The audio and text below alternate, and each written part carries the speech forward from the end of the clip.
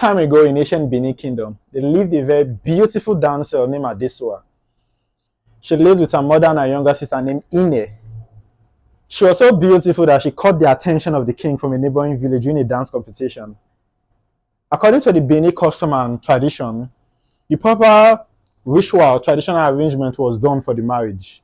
A bride price was paid, and after a few weeks, where she was to be escorted by her younger sister Ine and her friend Adua to her husband's place, her mother called her and gave her two strict instructions before embarking on her journey, telling her not to go by a nearby river and not to be called by anybody on the road to her husband's place.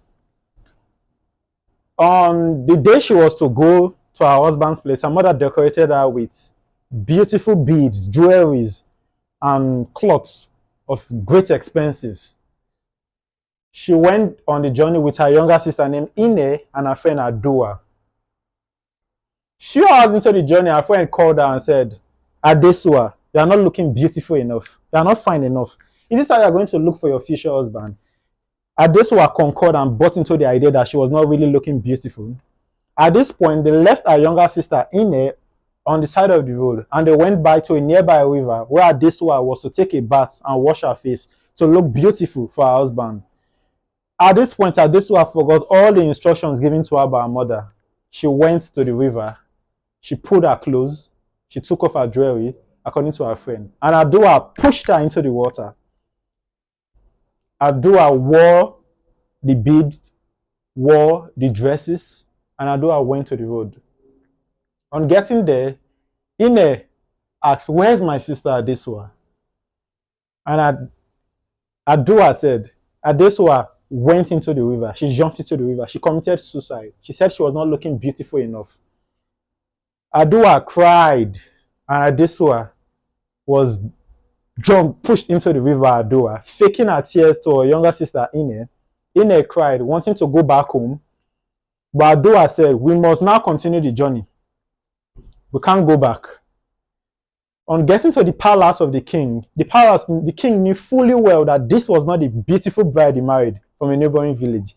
But according to the Benin custom, you cannot reject a bride that is so beautiful and decorated for you. So the king accepted Adua as his new queen.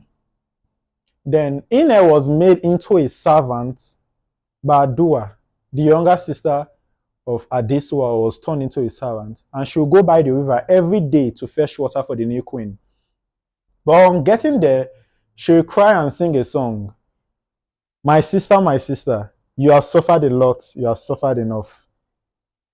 After finishing singing the first time, miraculously, Adesua jumped out of the river, half human, half fish, a mermaid, consoling and playing with her. But at first, she was very surprised. It kept happening. She kept coming to the river, singing in song, crying, until one day, Adesua told her not to come to the river again.